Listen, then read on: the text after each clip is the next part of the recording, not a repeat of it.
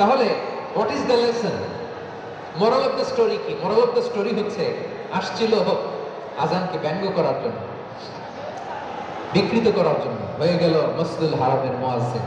দেখেন বিশ্বনবী একটা খারাপ সিচুয়েশনের মধ্যে থেকে কি ভালো জিনিস বের করে আনলেন। আমি যে শুরুতে বলেছি কিভাবে তিনি হিউম্যান রিসোর্সকে ডেভেলপ করেছেন, ম্যানেজ করেছেন। তিনি যে চৌকস ট্যালেন্ট হান্টার ছিল, দেখেন সবার মধ্যে থেকে এর বাছাই করে মুয়াজ্জিন বানাই দিয়েছেন। সুবহানাল্লাহ পড়েন। তার মানে এই না সবাই ধরে ধরে উনি মুয়াজ্জিন বানাইছেন। যার যেই ট্যালেন্ট আছে তাকে ওই কাজে অ্যাসাইন করেছেন।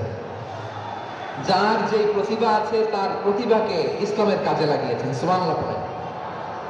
যায়েদ বিন সাবিত রাদিয়াল্লাহু তাআলা নাম শুনেছেন? যশোর কথা বের হয় না। যদি জায়গায় সালমান খানের নাম শুনছেন সবাই হাত তুলবে, যে হুজুর শুনছি মানে সব দেখা শেষ। সালমান খান, আমির খান, অমুক খান, সব খান মুখস্থ, কিন্তু যায়েদ বিন সাবিতের নাম মুখস্থ নাই মুসলমানদের। যে সাহাবী মাথার সামনের চুল কাটে নাই,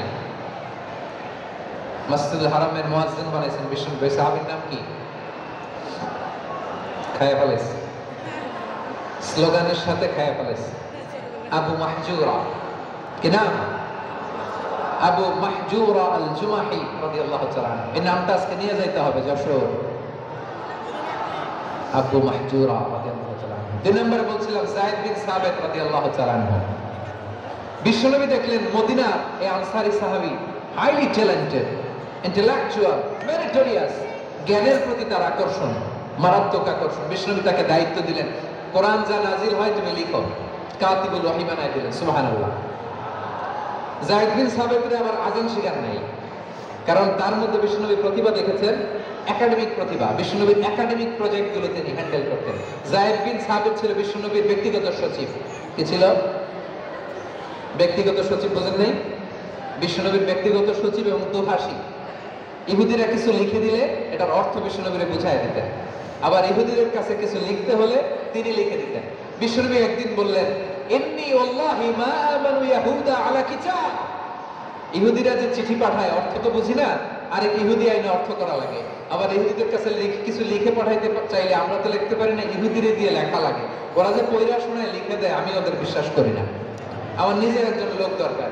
বিশ্বনবী যায়েদ বিন সাবিতকে চুজ করলেন ল্যাঙ্গুয়েজের জন্য। উনি বললেন, যায়েদ তোমার সফট স্কিলকে ডেভেলপ করতে হবে, তুমি হিব্রু ল্যাঙ্গুয়েজ শিখে ফেলো। যায়েদ বিন সাবিত বলল, বিশ্বনবীর মোটিভেশন আর ইন্সপিরেশন পেয়ে আমি 15 দিনে ইহুদিদের এই হিব্রু ল্যাঙ্গুয়েজ শিখে ফেললাম।